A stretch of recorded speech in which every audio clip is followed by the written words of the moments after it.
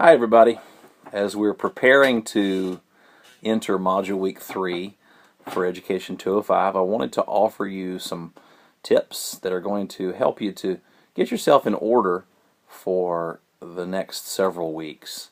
And the reason I say that is because Module Week 3, you will start an Intasc assignment that will be repeated 5 more times through Module Week 3 through 8.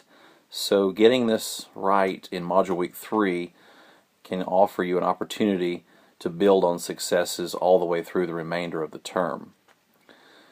The Intasc is a way to help you organize artifacts and professional reflections about those artifacts as you are preparing to enter this profession. I want to offer you a couple of ideas, and to do that you will need to make sure that you see where these templates are. And so you'll see that under the course content you'll find a template. You'll use that every single week. You'll find a rubric, which I think it's important for you to see how I'm judging your products. You'll find a sample work product, and then of course you'll find the instructions listed there too.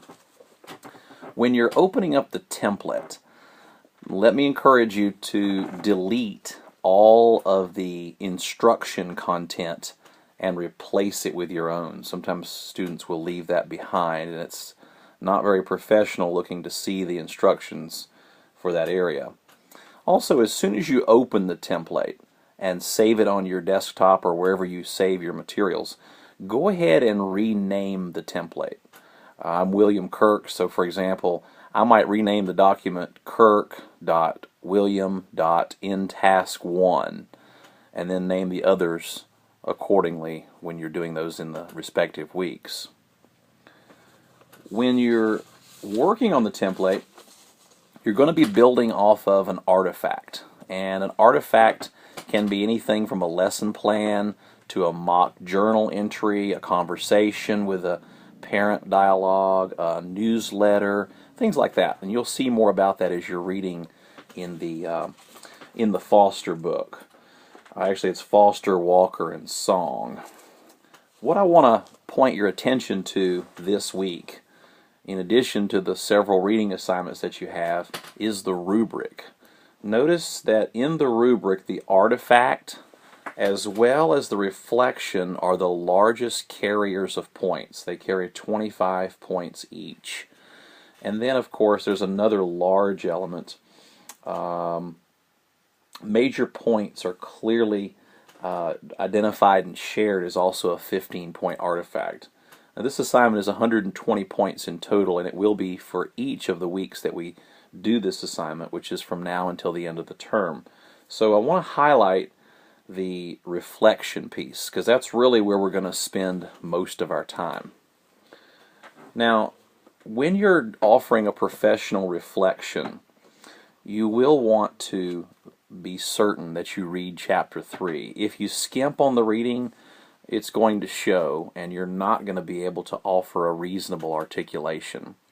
But let me read to you quickly from Chapter 3, and I'm on page 30 if you want to see it and follow along, where it says, the teacher is capable of a reflection leading to self-knowledge. What is self-knowledge? In this case, the metacognitive awareness that distinguishes craftsman from architect, bookkeeper from auditor. The professional is capable not only of practicing and understanding his or her craft, but of communicating the reasons for professional decisions and actions to others.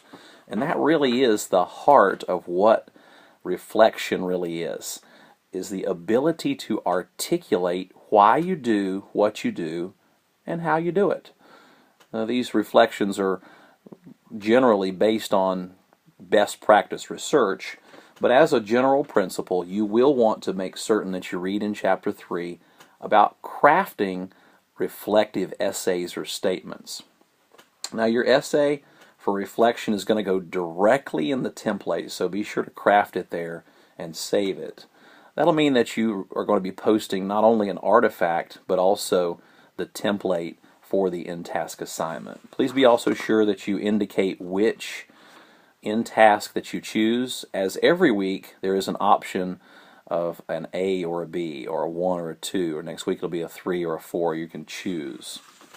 I think this week the Intasc assignment is related to Principle 1, which is going to primarily involve professional knowledge about a discipline that you're working on. So for example, if you are a science teacher, then we want to hear your articulations about science and how that can be folded into your practice.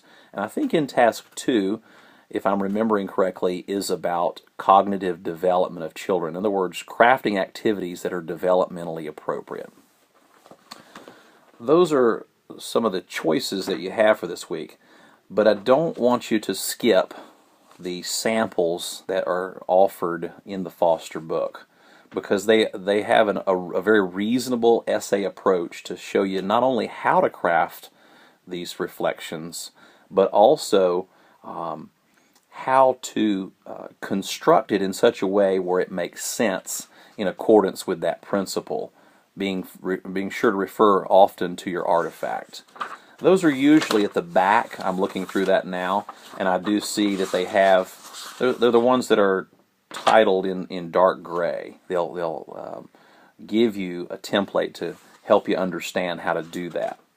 So as you're working through this week, I wanted to highlight those two elements, because when I begin to score your work next week, I will be looking primarily at your reflection. It's not the only piece that I look at, but everything will be filtered through the lens of your reflection.